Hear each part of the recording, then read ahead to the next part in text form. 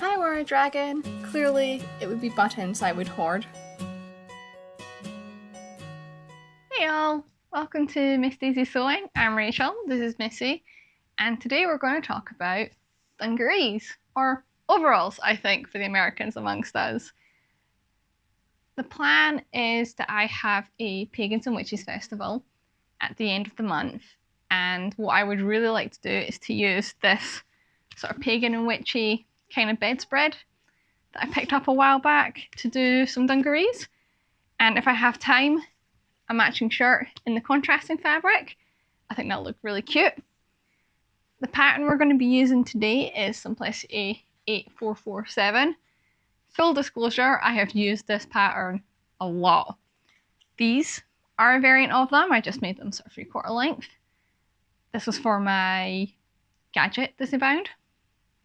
I've made the actual proper outfit for, it was technically my mum's 60th, but I've worn it to a couple of sort of 1940s events since then. I've converted them into culottes for a Nurse Joy outfit, and I also used them for the base for my Hera trousers because I just really like the high-waisted silhouette it gives. And yeah, we're not going to do anything too crazy. This is the plan, this is the pattern.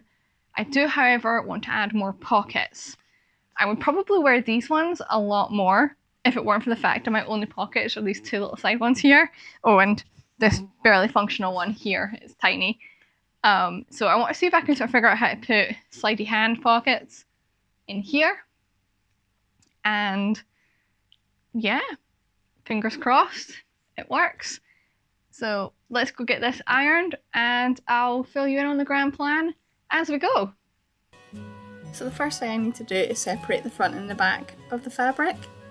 And then after that is organising through all of the pieces for this pattern. It's obviously a shirt and a pair of dungarees, so I need to sort out the dungaree pieces first.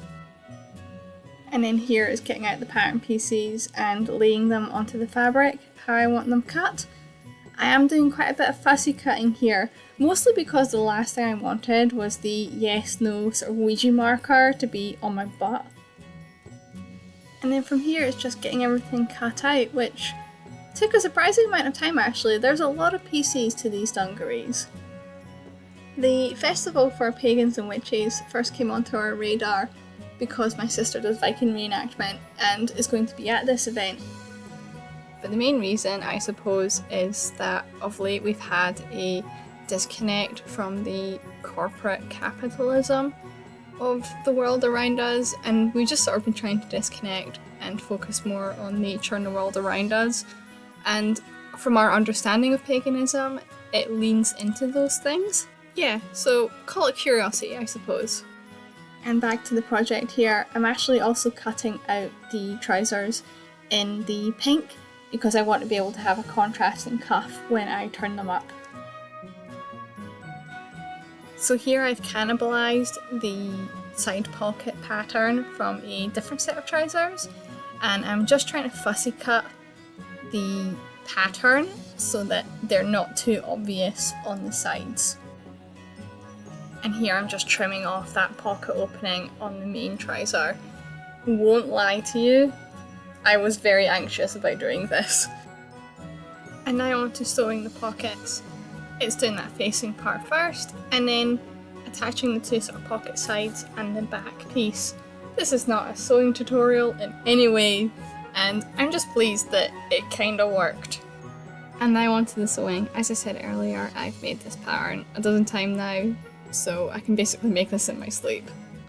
So we've got here all the bodice parts. We've got the front, the back, those are the straps, and then those there are the sort of facings for the button placket. I'm supposed to actually put a facing around the top of this piece, but I want to just effectively line it, so we're just going to do it in duplicate and have a sort of front and back piece. I've deliberately fussy cut the front here with the mauve because I just think it's really pretty, but the rest I've just sort of cut where it fitted on the fabric that I had. So I'm going to get the darts sewn first onto the front and the back, and then we'll start assembly. So when it comes to your sort of pagan celebrations like Beltane and Samhain, These are actually celebrated in Scotland, so it doesn't seem as strange to me as it might to others that we want to incorporate these in our calendar more regularly. In recent years, we've kind of chosen to celebrate things like Ostara with friends and Easter with family, and it's really been quite fun to sort of separate the two into different things. So I've attached on the waistband to the bodice, and now I need to attach the waistband to the trousers.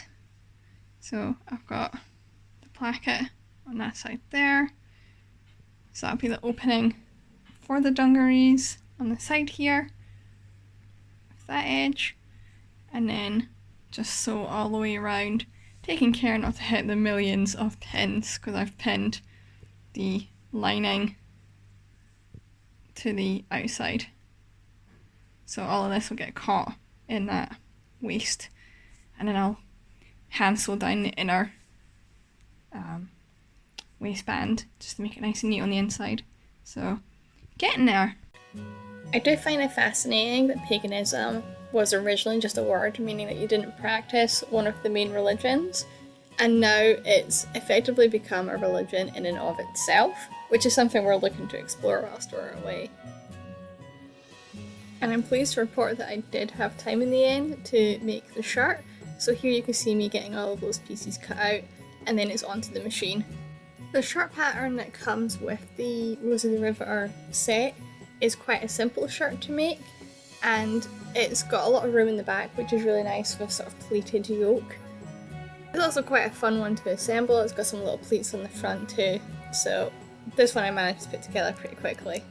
And then onto my favourite part, you've guessed it, hand sewing. And here I am just quickly reading through the button stash before we organise where all the buttons are going to be placed on both the shirt and on the dungarees. For the buttons, I just use a buttonhole foot and I measure the size of the button against the little notches. The buttonhole is fairly simple. I use a really short stitch and the button settings to do the sort of top and bottom, and then down one side, then the top and bottom, and then back up again. I use a seam ripper to open it up. I know you're not meant to, but it works for me. And to the festival we go. It was great fun, from watching the rituals to doing the workshops and just browsing about the stalls and looking at the shops. We had a fantastic time. I got to prance about in the woods and go to a Viking feast, and had lots of new experiences to put under my belt. Am I going to turn into a pagan? Probably not, but I did meet lovely people over the weekend, and I think that's the key thing to take away from it all. And yeah, absolutely we'll go back next year. So until then, blessed be.